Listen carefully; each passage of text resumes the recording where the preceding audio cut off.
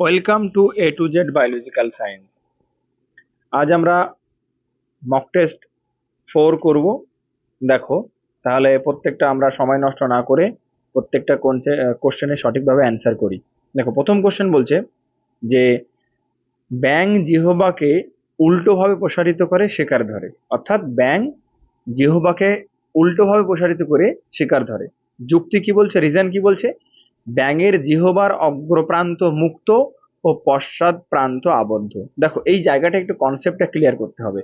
আমি যদি দেখি তাহলে নজর যেটা দিতে হবে আমাদেরকে, যে ধরে নাও এটা যদি ব্যাঙের মুখ হয়, তাহলে ব্যাঙের জিভটি কিন্তু তাহলে ব্যাঙের মুখ সামনের দিকে এই পোর্শনটা, আর ব্যাঙের বডিটা এই দিকে, বডিটা এই দিকে, বডিটা এই দিকে। তাহলে এই রকম জায়গা, অর্থাৎ ব্যাঙের মুখের সামনের দিকে তার জিভটি যুক্ত। আমাদের ক্ষেত্রে কি হয়? আমাদের ক্ষেত্রে কিন্তু জিভটি আমাদের গলার সঙ্গে যুক্ত, কিন্তু এদের ক্ষেত্রে দেখা যাচ্ছে যে জিভটি এদের মুখের অগ্রভাগে যুক্ত। এবং শুধু যুক্ত তা নয়, এদের যে জিহ্বা, ধরে নাও এটা যদি একটা জিহ্বা হয়, তাহলে এই প্রান্তটা এখানে আটকানো আছে, আটকে এই পিছনে যে পোর্শনটা আছে এইটা ভিতরের দিকে এরকম ভাঁজ করে রেখে দিয়েছে। তো যখন কোনো শিকার ধরবে তখন কি করবে? এই জিভটা এখান থেকে মানে এইরকম, অর্থাৎ শিকার এখানে ধরে নিয়ে আসবে, অর্থাৎ জিভটা এখানে যুক্ত থাকবে। যুক্ত থাকার পর সেই জিভটা ভাঁজ করে ওর বডির ভিতরে রেখে, মুখের ভিতরে রেখে দেবে, এবং শিকার ধরার সময় ওরা কিন্তু জিভটাকে বাইরে বার করে এনে শিকারটা ধরবে। যেহেতু দেখো, যেহেতু ব্যাঙের জিহ্বাটি তার মুখের অগ্রভাগে আটকানো, তাই কিন্তু তার জিভটাও অনেক দূর বাইরে বার করতে পারে এবং শিকার ধরতে পারে। এবং ব্যাঙের যে টাং বা জিভ, সেটা বাইলোব, অর্থাৎ তার অগ্রপ্রান্তটি দুটো ভাগে কাটা, চামচের মতো কাটা থাকে। আর প্রচুর পরিমাণে আঠা বা মিউকাস থাকে, স্যালাইভা থাকে, যাতে করে সহজেও ধরতে পারে। দেখো, তাহলে এখানে অপশনটা কিন্তু একটু জিনিস আছে, বুঝতে হবে তোমাকে কি বলতে চাইছে। যে বলছে ব্যাঙের জিহ্বার অগ্রপ্রান্ত মুক্ত ও পশ্চাৎ প্রান্তটি আবদ্ধ। দেখো, ব্যাঙের যে জিভ, তার অগ্রভাগ কিন্তু মুক্ত থাকে, যা দিয়ে ও শিকার ধরে, এবং তার পশ্চাৎ প্রান্তটি মুখের সঙ্গে আটকে থাকে। এটা ঠিক। কারণ কেন ঠিক? না, ব্যাঙের মুখের সামনের দিকে জিহ্বার পশ্চাৎ অংশটি আবদ্ধ থাকে, আর ভিতরের দিকে ঢুকে থাকে ওই সামনের অংশটি জিভের। তাহলে ওই জন্য ও বাইরে বার করতে পারে। তাহলে দেখো, এখানে অ্যান্সার কি বলছে? উক্তি এ ও যুক্তি আর উভয় সঠিক, দুটোই ঠিক। এবং যুক্তি হলো উক্তির সঠিক ব্যাখ্যা, ঠিক। যেহেতু তার এই জীবের গঠনটা এইরকম, সেই জন্য তার জীবটা উল্টোভাবে বডির ভিতর থেকে বার করতে হয়। তাহলে অ্যান্সার কি হবে? না, অ্যান্সার হবে তোমার যে এ, অর্থাৎ option A is the right answer. দেখো, নেক্সট কোশ্চেন দেখো, ট্রাইগ্লিসারাইড গঠিত হয়। দেখো, ট্রাইস্যাকারাইড কি করে হয়? দেখো, ধরো এটা মনোস্যাকারাইড, এটা মনোস্যাকারাইড, এটা মনোস্যাকারাইড। তাহলে এখানে তিনটে মনোস্যাকারাইড পরপর আছে। এখন তিনটে মনোস্যাকারাইড, ধরে নাও এটা গ্লুকোজ, গ্লুকোজ, অর্থাৎ glucose monosaccharide, glucose glucose glucose, এদের মাঝখানে এটাকে বলে গ্লাইকোসাইডিক বন্ড। তাহলে দেখো, বলছে ট্রাইস্যাকারাইড গঠিত হয় কি দ্বারা? তো ট্রাইস্যাকারাইড গঠিত হয়, তাহলে মাঝখানে যে বন্ড থাকবে সেটাই, মাঝখানে বন্ডটার নাম কি? মাঝখানে বন্ডটা হচ্ছে গ্লাইকোসাইডিক বন্ড। তাহলে দেখো, তিনটে মনোস্যাকারাইড, কিন্তু গ্লাইকোসাইডিক বন্ড কটা? দুটি, একটি, দুটি। দেখো কি বলছে, তিনটি মনোস্যাকারাইড ও তিনটি গ্লাইকোসাইডিক বন্ধন। না, তিনটি মনোস্যাকারাইড কিন্তু দুটি গ্লাইকোসাইডিক বন্ধন। তো এরকম অপশন কোথায় আছে? Option C. দেখো, অপশন সি বলছে যে তিনটি মনোস্যাকারাইড আর দুটি গ্লাইকোসাইডিক বন্ধন। তাহলে option C is the right answer, question number 2।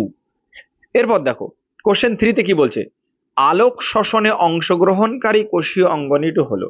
তো মনে রাখবে, আলোক শোষণ মানে হচ্ছে কিছু কিছু উদ্ভিদ, যেমন কিছু C3 উদ্ভিদ, অর্থাৎ তোমরা পরবর্তীকালে পড়বে, সেই সমস্ত উদ্ভিদ নর্মালি কি হয়, নর্মালি বাতাসে CO2 এর পরিমাণ যখন থাকে, তখন আমাদের উদ্ভিদের পাতায় রুবিস্কো বলে একটা এনজাইম থাকে, রুবিস্কো।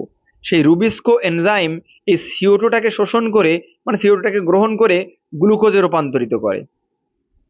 কিন্তু দেখা দেখা যাচ্ছে, যখন বাতাসে CO2 এর পরিমাণ কম এবং অক্সিজেনের পরিমাণ বেশি, সেই অবস্থাতেও কিন্তু এই যে রুবিস্কো সেই CO2 এর পরিবর্তে অক্সিজেনকে গ্রহণ করছে, তখন কিন্তু আর এই গ্লুকোজ না তৈরি হয়ে কিছু অ্যামাইনো অ্যাসিড তৈরি হচ্ছে, যেটাতে অ্যাকচুয়ালি এই আলোক শোষণকে উদ্ভিদের ক্ষতিকারক পদ্ধতিও বলা হয়।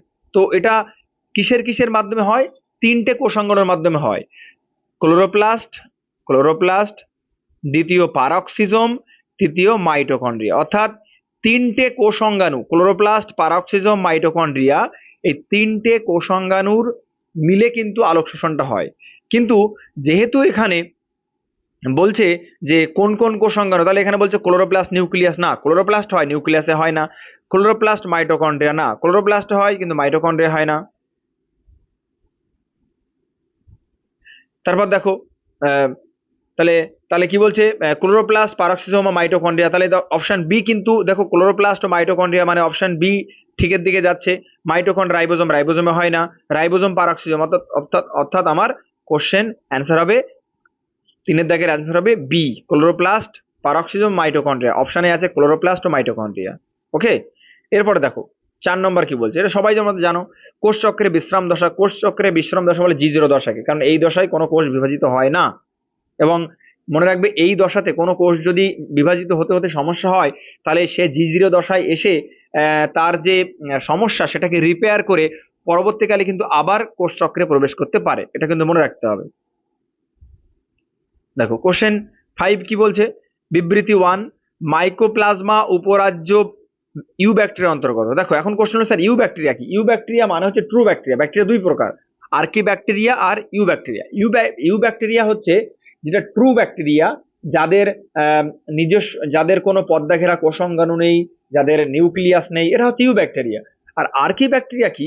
যে সমস্ত ব্যাকটেরিয়া পৃথিবীতে অতীতকাল ধরে আছে, অর্থাৎ তাদেরকে লিভিং ফসিলও মাঝে মধ্যে বলা হয়, এবং যারা অত্যন্ত হাইলি টেম্পারেচার, অ্যাসিডিক মিডিয়াম, এই সমস্ত এক্সট্রিমলি কঠিন জায়গাতেও এই সমস্ত ব্যাকটেরিয়া সহজেই বেঁচে থাকতে পারে, তো তাদেরকে বলে আর্কি ব্যাকটেরিয়া। তো মাইকোপ্লাজমা এমন একটি ব্যাকটেরিয়া, মনে রাখবে মাইকোপ্লাজমা, এই ব্যাকটেরিয়াটি কিন্তু মনে রাখবে মাইকোপ্লাজমা সব থেকে ছোট ব্যাকটেরিয়া এবং যার কোষ প্রাচীর নেই। মনে রাখবে কোষ প্রাচীর বিহীন ব্যাকটেরিয়া হলো মাইকোপ্লাজমা। তাহলে মাইকোপ্লাজমা ইউ ব্যাকটেরিয়া অন্তর্গত, এটা ঠিক। তারপরে ভ্রিয়ন হলো সংক্রমণযোগ্য কোষীয় গঠন। দেখো ভ্রিয়ন কি বলছে, ভ্রিয়ন হচ্ছে যেমন একটা ব্যাকটেরিয়া কোষ প্রাচীর থাকে, তার মধ্যে তার নিউক্লিয়াস থাকে, তার মধ্যে তার ডিএনএ থাকে, তার প্রোটিন থাকে, অর্থাৎ একটা সম্পূর্ণ ভাইরাস যেটা রোগ সৃষ্টি করতে পারে বা রোগ সৃষ্টি করে বা সংক্রমণ ঘটাতে পারে, তাকে আমরা ভেরিয়ন বলি। কিন্তু দেখো আমরা কখনোই বলিনি যে ভাইরাস জীব, আমরা কিন্তু বলি যে ভাইরাস জীব ও জড়ে মধ্যবর্তী পর্যায়ের বস্তু, ভাইরাস কখনো কোনো কোষীয় সংগঠন নয়। তাহলে দেখো দ্বিতীয় অপশন বলছে যে বিবৃতি 2, ভেরিয়ন হলো সংক্রমণযোগ্য কোষীয় গঠন। না, সংক্রমণযোগ্য ভাইরাস যদি বল তাহলে হতো, তাহলে অপশন, তাহলে বিবৃতি 2 ভুল। এরপর দেখো বিবৃতি 3, ভাইরয়েড, আবরণ, ঠিক। যে ভাইরাসের সংক্রমণযোগ্য কিন্তু আবরণবিহীন তাদেরকে আমরা বলি ভাইরয়েড, তাহলে বিবৃতি 3ও ঠিক। ব্যাকটেরিয়া এন্ডোস্পোর গঠন, ঠিক। ব্যাকটেরিয়া যখন এক্সট্রিমলি কন্ডিশনে পড়ে, মানে ব্যাকটেরিয়া যখন সামনে কোনো এক্সট্রিম কন্ডিশন বা বিপদ আসে, তখন কিন্তু ও নিজে থেকে এন্ডোস্পোর তৈরি করে পরিবেশ থেকে টিকে থাকার জন্য। তাহলে অপশন বিবৃতি 4ও ঠিক। তাহলে দেখো কোন অপশনটা ঠিক, দেখো বিবৃতি 1 ফলস, না হবে না, তাহলে বি বলছে বিবৃতি 1 ট্রু, ঠিক, বিবৃতি 1 ট্রু। তারপরটা বলছে বিবৃতি 2 ফলস, ঠিক, বিবৃতি 2 ফলস, তাহলে অপশন বি, 5 দাগের option B is the right answer. এরপর দেখো দ্বিবীজপত্রী উদ্ভিদের কাণ্ডের জাইলেম ও ফ্লোয়েম কলার মাঝে অবস্থিত। দেখো মনে রাখবে জাইলেম ও ফ্লোয়েম কলা, মানে যদি আমি দেখি এরকম, তাহলে এটা ধরো জাইলেম আর এটা ফ্লোয়েম, তাহলে জাইলেম ফ্লোয়েমের মাঝখানে যে জায়গাটা থাকে সেটাকে বলা হয় নালিকা বান্ডিল। তাহলে নালিকা বান্ডিল হবে, তার মানে দেখো দ্বিবীজপত্রী, দেখো এ অপশনে নালিকা বান্ডিল কোথায় আছে, দেখো এ অপশন নালিকা বান্ডিল ডি এবং বিতে আছে, তাহলে এই দুটোর মধ্যে যে কোনো একটা অ্যান্সার হবে। তারপর দেখা যাক অবস্থিত, তাহলে দ্বিবীজপত্রী উদ্ভিদের কাণ্ডের নালিকা বান্ডিলে জাইলেম ও ফ্লোয়েম কলার মধ্যে অবস্থিত ইন্টারফ্যাসিকুলার ক্যাম্বিয়াম। মনে রাখবে ইন্টারফ্যাসিকুলার ক্যাম্বিয়াম জাইলেম ভাইকার, যে জাইলেম ফ্লোয়েমের যে মাঝখানে যে নালিকা বান্ডিল থাকে, অর্থাৎ এই জায়গাটা কিন্তু ইন্টারফ্যাসিকুলার ক্যাম্বিয়াম থাকে, যেটা অ্যাকচুয়ালি এক ধরনের ভাজক কলা। এরপরে পরবর্তীকালে কি হয়, 3 নম্বর বলছে উদ্ভিদের ড্যাশ সময় এটি ক্যাম্বিয়াম বলয় গঠন করে। উদ্ভিদের যখন বৃদ্ধির প্রয়োজন হয় গৌণবৃদ্ধি, তখন কিন্তু গৌণবৃদ্ধির, যখন গৌণবৃদ্ধি মানে কি, যখন গাছটা গুড়ি মানে লম্বায় বৃদ্ধি পাচ্ছে না, যখন পাশে বৃদ্ধি পাচ্ছে, সেই ক্ষেত্রে তার গৌণবৃদ্ধির প্রয়োজন হয়, সেই ক্ষেত্রে কিন্তু অপশন ক্যাম্বিয়াম বলয় সে গঠন করে। তাহলে option B is the right answer, question number B, এই কোশ্চেন নাম্বার 6। এরপর দেখো, রক্ত ও অস্থির ধাত্রের মধ্যে বিভিন্ন উপাদানের আদান প্রদানকারী ও অস্থির ধাত্রে মিনারেলাইজেশন বা ডিমিনারেলাইজেশন কোষটি হলো। দেখো এটা একটা ইম্পর্টেন্ট জিনিস, আমাদেরকে প্রথমে জানতে হবে আমাদের যে অস্থি আছে, অস্থি, অস্থি, তাহলে ধরুন মনে মনে রাখো, অস্থি মানে কি বোনস, অর্থাৎ বোনসের মধ্যে যে কোষ বা কলাগুলি আছে, তো বোনসের মধ্যে প্রথমে অস্টিওব্লাস্ট থাকে, অস্টিওব্লাস্ট, অস্টিওব্লাস্ট। এই অস্টিওব্লাস্টটা কি না, অস্টিওব্লাস্টটা হচ্ছে আমাদের বোনস ফরমেশন করে, অর্থাৎ বোনের ডেভেলপমেন্ট বা বোনস তৈরি করে অস্টিওব্লাস্ট। এবং এই অস্টিওব্লাস্ট বোনস তৈরি করার পরে ওই বোনসের যে শেপ, বোনসের যে স্ট্রাকচার, সেগুলো মেনটেন করতে প্রয়োজন হয় কার, অস্টিওসাইট, অস্টিওসাইট। আর একটা হচ্ছে অস্টিওক্লাস্ট, অর্থাৎ ক্লাসটা কি না, অস্টিওক্লাস্টটা হচ্ছে যখন অস্টিওব্লাস্টটা ডিস্ট্রাকশন হয়, নষ্ট হয়, বা যখন ধরনের একটা বোনস, তাহলে বোনসের এই মাঝখানে এই জায়গাটাকে বলে ম্যাট্রিক্স বা ধাত্র, এই ধাত্রটা অ্যাকচুয়ালি তৈরি করে কে না, অস্টিওব্লাস্ট। এই অস্টিওব্লাস্টের মধ্যে থাকে অস্টিওসাইট, সেই অস্টিওসাইট কিন্তু ওই যে মিনারেলাইজেশন বা ডিমিনারেলাইজেশন এগুলো ঘটায়। তাহলে অপশন সি ইজ দ্য, এই 7 দাগের কোশ্চেনে A is the right answer, osteocyte. তারপরে কি বলছে 8 দাগের কোশ্চেন, দেখো কোনটি বিসদৃশ্য। দেখো তাহলে এখানে বলতে কোন 4টে অপশন দেয়, এর মধ্যে কোনটি আলাদা। তো দেখো এটা তো সহজ, একটা মাইক্রোরাইজা মানে কি, একটা ছত্রাক, লাইকেন মানে কি অ্যালগি এবং শৈবালের একটা, অ্যালগি এবং ছত্রাকের একটা সহাবস্থান, অ্যাজোলা অ্যানাবেনা এটাও একটা মিথজীবী সম্পর্ক। ভাইরাস, দেখো ভাইরাস কিন্তু এদের মধ্যে কোনোটাই পড়ছে না, এরা সবাই কিন্তু ভাইরাস কিন্তু জীব ও জড়ে মধ্যবর্তী পর্যায়ের বস্তু, মানে না জীব বলতে পারছি না জড় বলতে পারছি, কিন্তু এরা দেখো প্রত্যেকে কিন্তু জীব। তাহলে অপশন 8 দাগের কোশ্চেনে option D is the right answer, virus. এবার দেখো 9 দাগের কোশ্চেন কি বলছে, উৎসেচক মাত্রই টারশিয়ারি গঠনযুক্ত। এটা ঠিক, মনে রাখবে প্রত্যেকটা, আমরা জানি অল এনজাইমস আর প্রোটিন। এখন কোনো এনজাইম যখন প্রোটিন হতে হবে, তাকে কাজ করতে হবে, তখন অবশ্যই তাকে টারশিয়ারি ফর্মে থাকতে হবে। দ্বিতীয়ত হিমোগ্লোবিন কোয়াটারনারি গঠন, তাহলে হিমোগ্লোবিন অবশ্যই আমরা জানি যে 2 আলফা আর 2 বিটা দুটো, আচ্ছা 4টে পলিপেপটাইড চেন থাকে, সেই জন্য হিমোগ্লোবিন কোয়াটারনারি গঠন। তাহলে দেখো দুটোই ঠিক হবে। তাহলে বিবৃতি 1 বিবৃতি 2 পরস্পর বিপরীত, পরস্পর বিরোধী না, হবে না। বিবৃতি 2 হলো বিবৃতি 1 এর কারণ, না হবে না। বিবৃতি 1 সত্য, বিবৃতি 2 মিথ্যা, না দুটোই সত্য। বিবৃতি 1, তাহলে এখানে কিন্তু অ্যান্সারটা ভুল আছে, তাহলে বিবৃতি 1 এবং বিবৃতি 2 দুটোই সত্য হবে, কিন্তু দুটোই কারেক্ট, দুটোই কারেক্ট, মানে কি দুটোই কারেক্ট, এটাও কারেক্ট এটাও কারেক্ট, তাহলে অপশানে ভুল আছে একটু। তারপর দেখো 10 দাগে কি বলছে, দেখো পাতার নালিকা বান্ডিল ও কাণ্ডের নালিকা বান্ডিল। দেখো আগের দিনের ক্লাসে আমি বলেছিলাম যে মূলের যে নালিকা বান্ডিল সেটাকে বলে এক্সার্ক,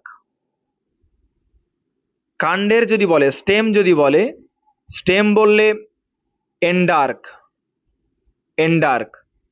আর লিফ বা পাতাই যদি বলে তাহলে কিন্তু সেটা মেসার্ক।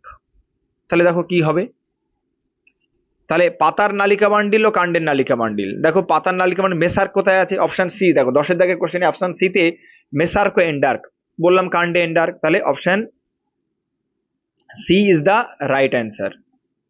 এরপর দেখো কোনটির কারণে সিম্প্যাট্রিক স্পিসিস হয়। সিম্প্যাট্রিকা জেনে নাও কি, ধরে নাও এটা একটা পপুলেশন, একটা বড় জায়গা, তার মধ্যে এখানে কিছু পপুলেশন থাকে আর এখানে কিছু পপুলেশন থাকে, অর্থাৎ তারা একই জায়গায় বাস করছে, কিন্তু এই যে দুটি আলাদা আলাদা প্রজাতি, এরা কখনোই একে অপরের রিপ্রোডাকশন বা জনন করবে না। অর্থাৎ একই জায়গায় আছে, কিন্তু দেখো একই বেল্ট বা এরিয়ার মধ্যে আছে, কিন্তু দুটো আলাদা আলাদা জায়গায়, কিন্তু তারা একে অপরের রিপ্রোডাকশন বা জনন করবে না। তো এইরকম প্রজাতি সৃষ্টি হয় সিম্প্যাট্রিকের ক্ষেত্রে। তাহলে সেই ক্ষেত্রে ভৌগোলিক বাধা না, ভৌগোলিক বাধা হলে অ্যালোপ্যাট্রিক স্পিসিস হয়। পরিবেশ হবে না, পরিবেশের কারণে হবে না, সেটা অন্য অ্যালোপ্যাট্রিক হয়ে যাবে। সংক্রায়নের ফলে হবে না, তাহলে পলিপ্লয়েডি। পলিপ্লয়েডির ক্ষেত্রে হয়, পলিপ্লয়েডির ক্ষেত্রে সিম্প্যাট্রিক স্পিসিস হয়। এরপর দেখো 12 কি বলছে, মেসোজোম ও পিলি ছত্রাক রাজ্যের বৈশিষ্ট্য। দেখো মনে রাখবে মেসোজোম হচ্ছে এইটা, অর্থাৎ তুমি যদি দেখো এটা ব্যাকটেরিয়ার যে ভিতরের লেয়ারটা এরকম ভিতরের দিকে ভাঁজ হয়ে সেটা মেসোজোম গঠন করে, এবং এখান থেকে পিলি তৈরি হয় ব্যাকটেরিয়ার ক্ষেত্রে, তাহলে এটা কিন্তু ছত্রাক রাজ্যের বৈশিষ্ট্য নয়। কিন্তু মেসোজোম ও পিলি মোনেরা রাজ্যের বৈশিষ্ট্য, কারণ মোনেরা রাজ্যের মধ্যেই ব্যাকটেরিয়ারা পড়ে। তাহলে মোনেরা রাজ্যের মধ্যে যেহেতু ব্যাকটেরিয়া পড়ে, তাহলে বিবৃতি 2 ঠিক, তাহলে বিবৃতি 1টা ভুল আর বিবৃতি 2টা হচ্ছে ঠিক। তাহলে দেখো অপশন কি বলছে, বিবৃতি 1 সত্য না, ওটা হবে না। তাহলে বিবৃতি 2 সত্য, 1 মিথ্যা, ঠিক, এটাই হবে। তাহলে 12 দাগের বি হবে রাইট অ্যান্সার। ক্লিয়ার? এরপরে দেখো 13 দাগে কি বলছে, যে ল্যানোলিন, লেসিথিন, সেফালিন, প্রোস্টাগ্ল্যান্ডিন। দেখো আমি আগেই বলেছি এই ধরনের কোশ্চেন কিভাবে অ্যান্সার করতে হয়। তোমাকে সবার আগে জানতে হবে যে কোনটা আমি শিওর একদম। দেখো তোমরা জানো লেসিথিন মানে কি, অর্থাৎ আমাদের যে কোষ পর্দা, সেই কোষ পর্দার যে লিপিড সেই লিপিডকে বলা হয় লেসিথিন। তাহলে 2 এর সঙ্গে ডি মিলবে শিওর, 2 এর সঙ্গে ডি, দেখো 2 এর সঙ্গে ডি মেলাও কোথায় আছে, 1 এর ডি, দেখো 2 এর ডি, দেখো 2 এর ডি শুধুমাত্র এক জায়গাতেই আছে। তাহলে অ্যান্সার কি হবে? অ্যান্সার হবে ডি। অ্যান্সার হবে ডি। 13 দাগের কোশ্চেনের অ্যান্সার ডি হবে, কারণ দেখো বাকিগুলো মেলাও তাহলে। আর তোমরা বলে দিই, তাহলে এবার প্রোস্টাগ্ল্যান্ডিন, দেখো প্রোস্টাগ্ল্যান্ডিন কলারস। তারপরে কি বলছে, সেফালিন, দেখো সেফালি মানেই হচ্ছে ব্রেন, তাহলে সেফালিন ব্রেন রিলেটেড হবে। আর ল্যানোলিন কি, মনে রাখবে ল্যানোলিন হচ্ছে ভেড়ার লোমে থাকে। ক্লিয়ার? তারপর দেখো সজীব কোষের উপাদানগুলি ক্রমহ্রাসমান, অর্থাৎ কি সব থেকে বেশি কি থাকে আর সব থেকে কম কে থাকে। তো এখানে দুটো আমি একটা ইনফরমেশন তোমাদের দেব। যদি আমরা এরকম এলিমেন্ট অর্থাৎ কেমিক্যাল এলিমেন্ট যদি বলি, তাহলে আমরা প্রথমে বলবো অক্সিজেন, তারপরে থাকে হচ্ছে তোমার কার্বন, তারপরে হচ্ছে হাইড্রোজেন, তারপরে নাইট্রোজেন, নাইট্রোজেনের পরে থাকে ক্যালসিয়াম, আর তারপরে থাকে কি না ফসফেট, এবং তারপরে একদম আয়ন। অর্থাৎ সব সেলের মধ্যে সব থেকে বেশি থাকে অক্সিজেন, অ্যাবাউট 65 থেকে 70% থাকে অক্সিজেন, তারপরে থাকে কার্বন, তারপর নাইট্রোজেন, তারপরে হাইড্রোজেন।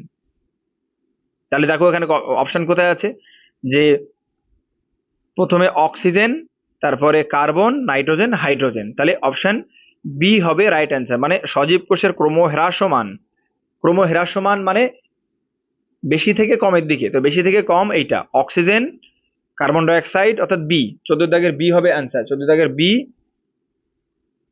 হবে রাইট অ্যান্সার। ওকে, এবং এটা যদি আমরা কেমিক্যাল কম্পোজিশনের দেখি, তাহলে মনে রাখবে সবার থেকে জল বেশি থাকে, মানে কেমিক্যাল এলিমেন্ট আলাদা, কেমিক্যাল এলিমেন্ট যখন হবে তখন কিন্তু কার্বন, হাইড্রোজেন, অক্সিজেন, এই যে সিরিয়ালটা বললাম, মানে এই ক্ষেত্রে বি হবে অ্যান্সার। আর যদি কম্পোজিশন বলে, তাহলে কিন্তু সবার প্রথমে জল বেশি, জলের পরে হচ্ছে প্রোটিন, তারপরে হচ্ছে নিউক্লিক অ্যাসিড, তারপরে কার্বোহাইড্রেট। এটা কিন্তু ইম্পর্টেন্ট কোশ্চেন, মনে রাখবে বেশি থেকে কম কেমিক্যাল কম্পোজিশনে যদি হবে তাহলে জল, প্রোটিন, নিউক্লিক অ্যাসিড, কার্বোহাইড্রেট। আর যদি কেমিক্যাল এলিমেন্ট বলে বা মৌলিক উপাদান বলে, তখন কিন্তু oxygen, carbon, nitrogen, hydrogen, calcium, phosphate, এটা। দেখো এরপর দেখো বলছে 15 দাগের কোশ্চেন কি বলছে, কোন জোটটি সঠিক নয়? ক্যারোটিন গাজরে থাকে, ঠিক, ক্যারোটিন তো গাজরে থাকে। লাইকোপিন পালং শাকে, ঠিক, ঠিক, একদম ঠিক। এবং লাইকোপিন সম্পর্কে অনেক কিছু বলি। লাইকোপিন সাধারণত যে সমস্ত লাল বা অরেঞ্জ কালারের ফল থাকে সেই সমস্ত জিনিসে থাকে লাইকোপিন, এবং লাইকোপিন আমাদের শরীরের জন্য খুবই ভালো, কারণ আমাদের যে হৃৎপিণ্ডের কার্যকারিতাতে অত্যন্ত গুরুত্বপূর্ণ ভূমিকা নেয়।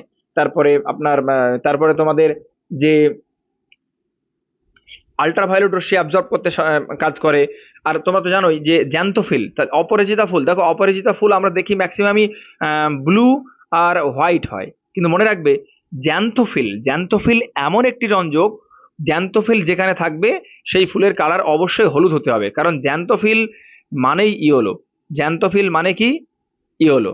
তাহলে জ্যান্তোফিল যদি ইয়েলো হয় তাহলে অপশন অপরাজিতা ফুল হবে না। তাহলে ফাইকো এরিথ্রিন কিন্তু ঠিক।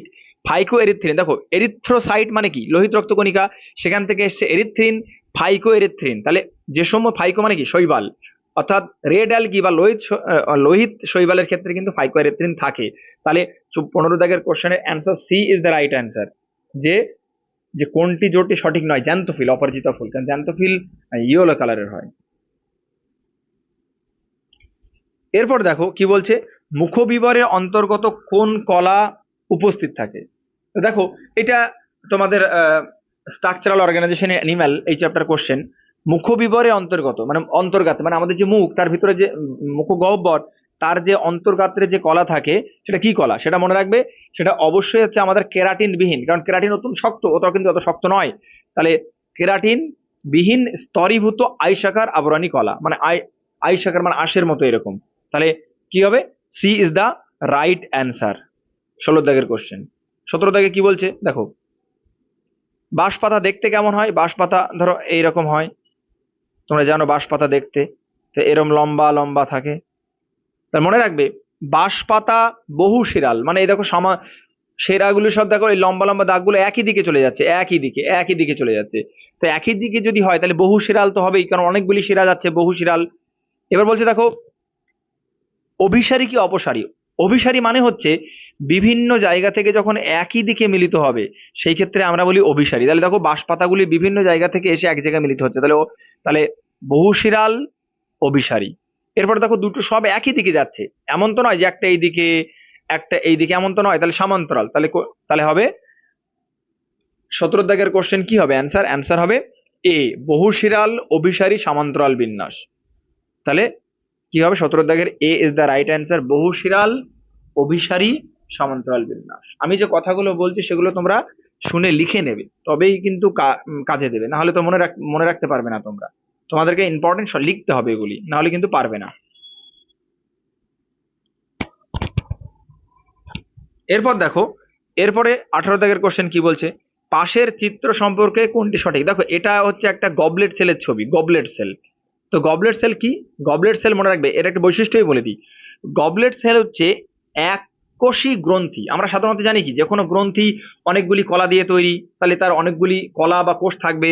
কিন্তু গবলেট সেল কিন্তু ইউনিসেলুলার গ্ল্যান্ড, অর্থাৎ এককোষী গ্রন্থি, এবং যার কাজ মিউকাস ক্ষরণ করে, এখান থেকে মিউকাস ক্ষরণ করে। তাহলে কি 17 দাগের option C is the right answer. এটা নিউক্লিয়াস বিহীন কোষ না, নিউক্লিয়াস তো আছে, এই নিউক্লিয়াস। তারপরে এটা পরিবর্তিত মাইক্রোফেলাই না, এটা পরিবর্তিত মাইক্রোফেলাই নয়। আর সঞ্চিত খাদ্যবস্তু কোষ না, এখানে খাদ্য সঞ্চিত থাকে না। তাহলে কি বলছে দেখো এবার, হৃৎপিণ্ড গঠিত হয় সরেখ অনিচ্ছিক পেশি দ্বারা। হৃৎপিণ্ড সরক, ঠিক, একদম ঠিক। যদি কোনো কারণে হৃৎপিণ্ড ঐচ্ছিক পেশি দ্বারা গঠিত হতো তবে কোন ঘটনা ঘটতে পারতো? দেখো আমাদের হৃৎপিণ্ড আমরা নিজে কন্ট্রোল করতে পারি না, অনৈচ্ছিক পেশি দিয়ে তৈরি। যদি এটা ঐচ্ছিক পেশি দিয়ে তৈরি হতো তাহলে আমরা কিন্তু কি, আমরা মাঝে মধ্যে আমাদের যেমন হাতে পায়ে ঐচ্ছিক পেশি, তাহলে আমরা কষ্ট হয়ে গেলে বিশ্রাম নিই, তাহলে আমরাও কিন্তু ক্ষণিকের জন্য আমাদের হার্টকে বা হৃৎপিণ্ডকে বিশ্রাম দিতাম, তাহলে কিন্তু আমাদের শরীরে অনেক সমস্যা হয়ে যেত। তাহলে সেই ক্ষেত্রে দেখো কি বলছে অপশন, হৃৎপিণ্ড সুশৃঙ্খল ভাবে স্পন্দিত হবে, জীবনও হতে পারবে না। ইচ্ছা অনুসারে সংকোচনের কারণে, ইচ্ছা অনুসারে মানে ঐচ্ছিক, ইচ্ছা অনুসারে সংকোচনের কারণে ক্ষণিক বিরতিও সম্ভব, যা হৃদস্পন্দন স্তব্ধের কারণ হবে। ঠিক, এটা একদমই ঠিক, কারণ যদি তুমি ক্ষণিকের জন্য একটু বিরতি নাও তাহলে কিন্তু তোমার হৃদস্পন্দন স্তব্ধ হয়ে যাবে। তাহলে option B is the right answer 19 number কোশ্চেনের। এরপর দেখো 20 দাগের কোশ্চেন কি বলছে, সংবহন কলাযুক্ত বীজ উৎপাদনকারী উন্নত উদ্ভিদ গোষ্ঠীকে। দেখো এটা একটা বোঝার জিনিস, বুঝতে হবে। টেরিডোফাইটা পর্যন্ত কোনো সংবহন কলা নেই। প্রথম টেরিডোফাইট অ্যাকচুয়ালি সংবহন কলা যার মধ্যে আসে সেটা হচ্ছে টেরিডোফাইটা, সরি। তো প্রথম সংবহন কলা যার মধ্যে আসে তার নাম টেরিডোফাইটা, মানে ফান্ড। এবার বীজ, কিন্তু টেরিডোফাইটা হচ্ছে অপুষ্পক উদ্ভিদ, না ফুল না ফল না বীজ, তাহলে অপুষ্পক উদ্ভিদ, তাহলে টেরিডোফাইটা হবে না। আর ব্রায়োফাইটা তো তার আগেই, মানে হবেই না। এমব্রায়োফাইটা মানে যাদের এমব্রায়ো তৈরি হয়, কিন্তু তার আগে স্পারমাটোফাইটা যাদের বীজ, অর্থাৎ যে সমস্ত উদ্ভিদে বীজ আছে সেই সমস্ত কিন্তু স্পারমাটোফাইটা, আর যাদের এমব্রায়ো তৈরি হয় তাদের কিন্তু এমব্রায়োফাইটা। তাহলে সংবহন কলাযুক্ত বীজ, অর্থাৎ যাদের বীজও আছে, আবার উদ্ভিদ দিয়ে সংবহন কলাও আছে, অর্থাৎ তারা জাইলেম ফ্লোয়েম কলা তাদের আছে। সংবহন কলা মানে জাইলেম ফ্লোয়েম কলা, তাহলে স্পারমাটোফাইটা। তাহলে 20 দাগের C is the right answer. এবার দেখো শাখা কণ্টক। শাখা কণ্টক মানে কি? শাখার ওখানে কাঁটাতে রূপান্তরিত হয়েছে, তো এটা মনে, এবার বলছে শাখা কাঁটাতে রূপান্তরিত হয়েছে এইরকম কাদের? দুরন্ত গাছে, ঠিক আছে, বাগান বিলাসও আছে, বেলেও আছে, বেলেও দেখবে কাঁটা থাকে। তো কোন ক্ষেত্রে অনুপস্থিত, কোনটা শাখা কণ্টক নেই? দেখো ঝুমকোলতাতে কোনো কিন্তু শাখা কণ্টক নেই, ঝুমকোলতাতে আকর্ষ থাকে, কিন্তু সেটা কণ্টক বা কাঁটা নয়। তাহলে 21 দাগে C is the right answer. তারপর দেখো কোলেনকাইমা কলার উপস্থিতি লক্ষ্য করা যায় কোথায়? দেখো আগে বলে দিই কোলেনকাইমাটা কি। কোলেনকাইমা একটা লিভিং টিস্যু বা জীবিত কলা, যার মধ্যে সেলুলোজ, হেমিসেলুলোজ, পেকটিন এগুলো কিন্তু পাওয়া যায়। এবং মনে রাখবে, ধরে নাও আমি যদি একটা তোমার ছবি আঁকি, ধরে নাও এটা একটা পাতা, তো এই পাতাটা যখন গাছে থাকে, গাছেটা তো পাতাটা তো নড়ানড়ি করে, মানে একে মুভমেন্ট হয়।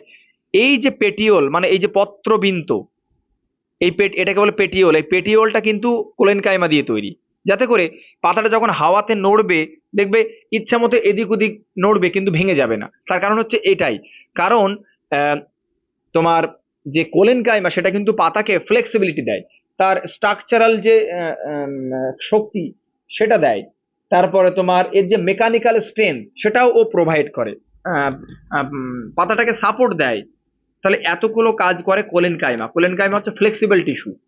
ক্লিয়ার? তাহলে কোনটা হবে না? দেখো পত্রবিন্তু, পুষ্পবিন্তু, মধ্যশিরা, দেখো এই তিনটে। পত্রবিন্তু মানে কি? এই জায়গাটা। পুষ্পবিন্তু মানে কি? ফুলের ওই জায়গাটা। আর মধ্যশিরা মানে মাঝখান দিয়ে যেটা বেরিয়ে গেছে, মধ্যশিরা, মিডরিব, এটা। তাহলে এটাও দেখো নড়তে নড়তে চড়তে থাকে কিন্তু ভেঙে যায় না।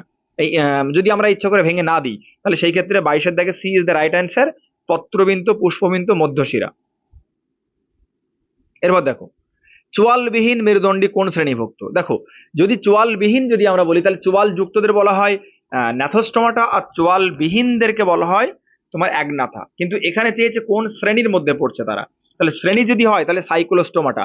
সাইক্লোস্টোমাটা পর্বের শ্রেণীর প্রাণীদের কিন্তু পেট্রোমাইজন, এদের ক্ষেত্রে কিন্তু কোনো চোয়াল নেই। তাহলে option C is the right answer.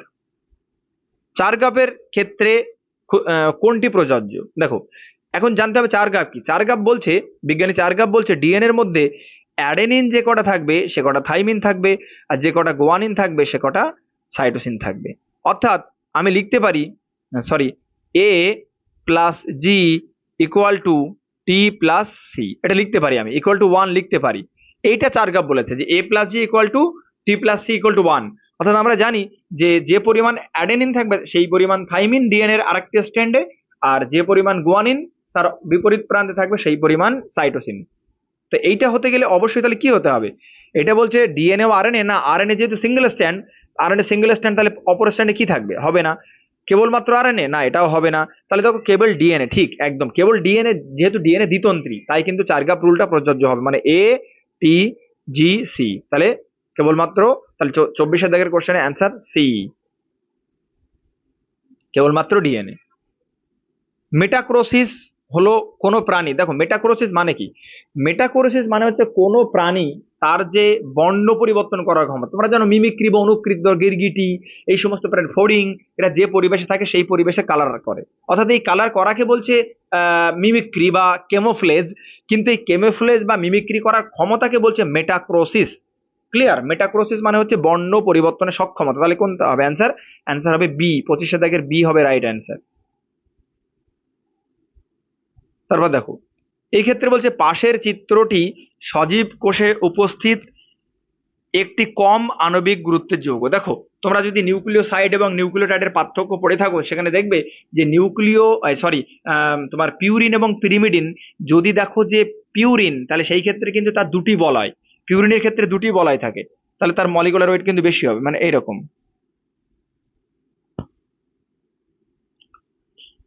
Sorry,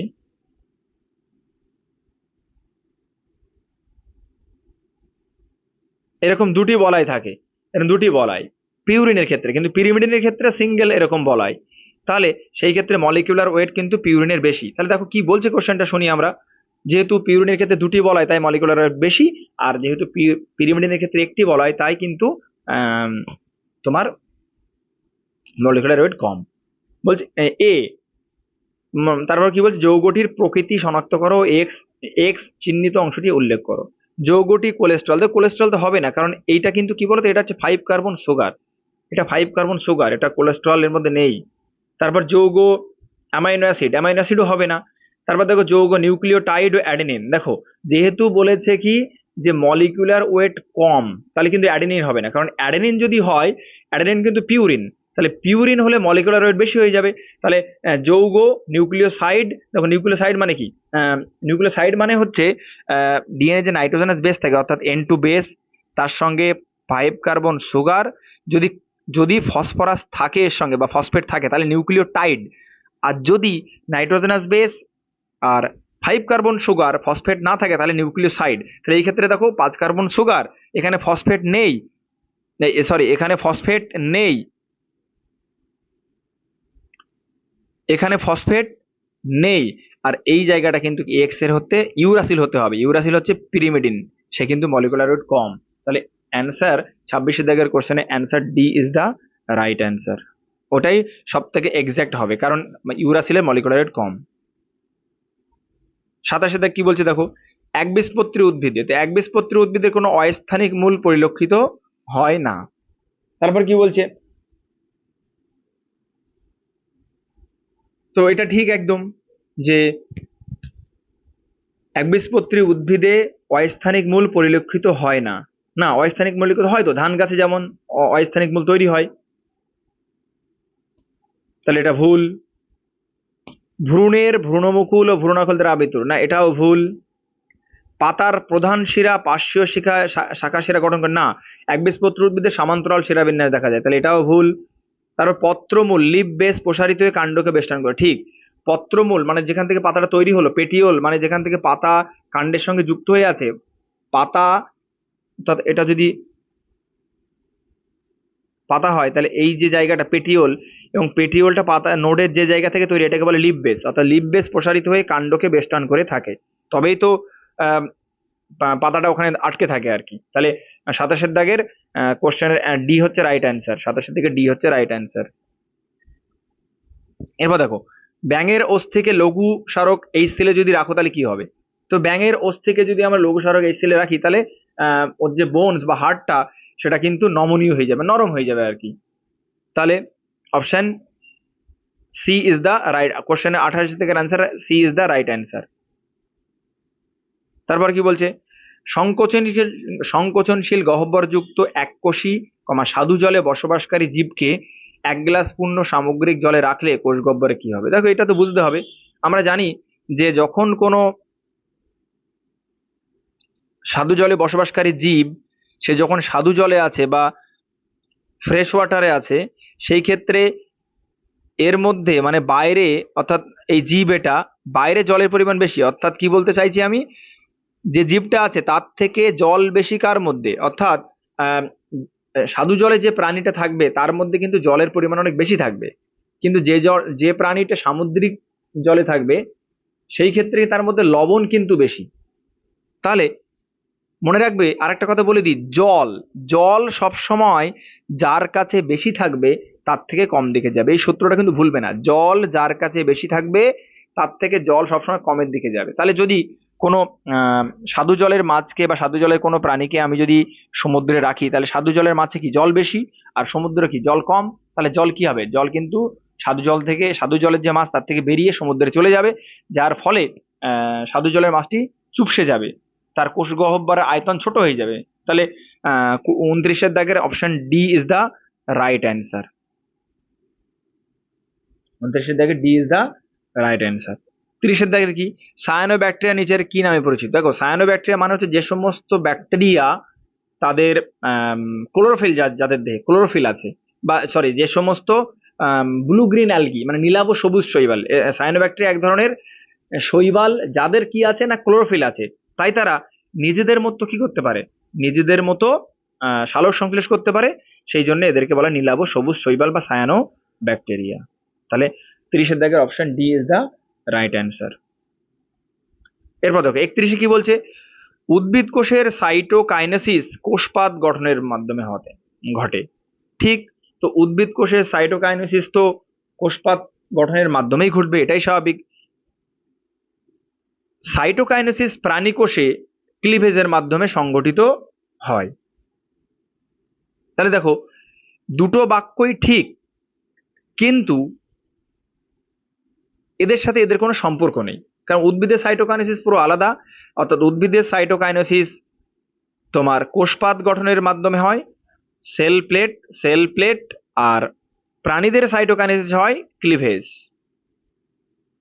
তাহলে দুটো আলাদা, মানে ঘটনাটা ঠিক কিন্তু এরা পরস্পরের সাথে কোনো সম্পর্ক নয়, এটা উদ্ভিদ এটা প্রাণী। তাহলে option D is the right answer. 31-এর রাইট অ্যান্সার ডি। 32-এ কি বলছে দেখো, সায়ানোব্যাকটেরিয়া মনেরা রাজ্যের স্বভোজী সদস্য। একদমই ভুল, কারণ মনেরা মানে কি বলেছিলাম, প্রথমেই বলেছি মনেরাতে যারা থাকে তারা ব্যাকটেরিয়ারা হয়। তাহলে সায়ানোব্যাকটেরিয়া তো ব্যাকটেরিয়া নয়, সায়ানোব্যাকটেরিয়া অ্যাকচুয়ালি শৈবাল, ব্লু গ্রিন অ্যালগি। ক্লিয়ার? তাহলে সায়ানোব্যাকটেরিয়া মনেরা রাজ্যের স্বভোজী, ঠিক ঠিক একদম। দেখো সায়ানোব্যাকটেরিয়া মানে হচ্ছে, দেখো এই জায়গাটা একটু ক্লিয়ার হয়ে নাও, মিস্টেক হয়ে গেছে, যে যে সমস্ত ব্যাকটেরিয়া তাদের মধ্যে ক্লোরোফিল আছে, ক্লোরোফিল, তাহলে যদি ক্লোরোফিল থাকে তাহলে তাদেরকে আমরা সায়ানোব্যাকটেরিয়া বা ব্লু গ্রিন অ্যালগি বলি আর কি, ব্লু গ্রিন অ্যালগি বা সায়ানোব্যাকটেরিয়া বলি। এই সায়ানোব্যাকটেরিয়া স্বভোজী, যেহেতু এদের দেহে ক্লোরোফিল আছে তাই এরা নিজের খাদ্য নিজেরা তৈরি করতে কিন্তু পারে। তাই সেহেতু উক্তি এ সায়ানোব্যাকটেরিয়া মনেরা রাজ্যের স্বভোজী সদস্য, এটা ঠিক। উক্তি এ এবং সায়ানোব্যাকটেরিয়া কোষে ক্লোরোফিল, দেখো ক্লোরোফিল আছে বললাম, তাহলে এ ও 2 মানে এ ও আর দুটোই ঠিক, এবং যুক্তি হলো উক্তিদের সঠিক ব্যাখ্যা। যেহেতু মনের রাজ্যে স্বভোজী, কেন স্বভোজী না তাদের ক্লোরোফিল আছে তাই। তাহলে 32-এর এ ইজ দ্য রাইট অ্যান্সার। এরপর দেখো একক পদ্মা বিশিষ্ট কোষাঙ্গাণু হলো, একক পদ্মা বিশিষ্ট কোষাঙ্গাণু কি না মাইটোকন্ড্রিয়া দ্বিপর্দা, দুটো পর্দা, তারপরে রাইবোজোমের কোনো পর্দা নেই, সেন্ট্রিওলের কোনো পর্দা নেই। তাহলে 33-এর এ ইজ দ্য রাইট অ্যান্সার, যে লাইসোজোম এবং পারাক্সিজোমের সিঙ্গেল মেমব্রেন, একটি করে পর্দা। 33-এর এ। এরপরে দেখো কি বলছে, N+N কোষীয় অবস্থা পরিলক্ষিত হয় কোনটি? তো এইটা মনে রাখবে, যে সমস্ত ছত্রাক যাদের অ্যাস্কোমাইসিটিস ও ব্যাসিডিওমাইসিটিস, অর্থাৎ এগুলো ছত্রাকের ভাগ, এই সমস্ত অ্যাস্কোমাইসিটিস আর তোমার যে ব্যাসিডিওমাইসিটিস, সেই সমস্ত ছত্রাকে কিন্তু এই NN অবস্থা দেখা যায়। তাহলে option C is the right answer. এরপরে কি বলছে 35-এর কি বলছে, যে স্নেহা সম্প্রতি জানতে পেরেছে যে কুনো ব্যাঙের বিজ্ঞানসম্মত নাম পরিবর্তিত হয়ে বুফন মেলানোস্টিকটাস থেকে দত্তফ্রেনাস মেলানোস্টিকটাস। তাহলে এটাকে কি বলে মনে রাখবে, তাহলে বলে দিই কি এটা। সিনোনিম মানে হচ্ছে একটি জিনিসের অনেকগুলি আলাদা আলাদা নাম, সিনোনিম। বিভিন্ন জিনিসের একই নাম, সেটা কি হোমোনিম। টোটোনিম কি গণ ও প্রজাতি এক। তাহলে এই ক্ষেত্রে যেহেতু মনে রাখবে যে হোমোনিম, আমরা একটা জিনিসটা কিন্তু আলাদা, তাদের আমরা একই নামে ডাকতে পারি। তো যেহেতু বুফন মেলানোস্টিকটাস থেকে দত্তফ্রেনাস মেলানোস্টিকটাস, দেখো এই মেলানোস্টিকটাস এটা কিন্তু দুটোর ক্ষেত্রেই এক, তাই এই মেলানোস্টিকটাস অর্থাৎ মেলানোস্টিকটাস দুটো কিন্তু কমন শব্দ। তো কোনো ক্ষেত্রে যদি এরকম হয় যে তাদের যে প্রোনাউন্সিয়েশন দুটো একই রকম হয়, সেই ক্ষেত্রে কিন্তু হোমোনিম হয়। তাহলে এই ক্ষেত্রে আমরা কিন্তু যে ব্যাঙটা দেখলাম, সেই ব্যাঙ এর কিন্তু পরবর্তীকালে বিজ্ঞানীদেররা নাম চেঞ্জ করে দিয়েছে, এই নাম চেঞ্জ করে কিন্তু মেলানোস্টিকটাস একই রেখেছে, সেই ক্ষেত্রে এর নাম হোমোনিম হবে। তাহলে 35-এর B is the right answer. যদি ভালো লেগে থাকে তাহলে শেয়ার করবে, লাইক করবে, যদি কিছু বুঝতে না পারো কমেন্ট করবে অবশ্যই।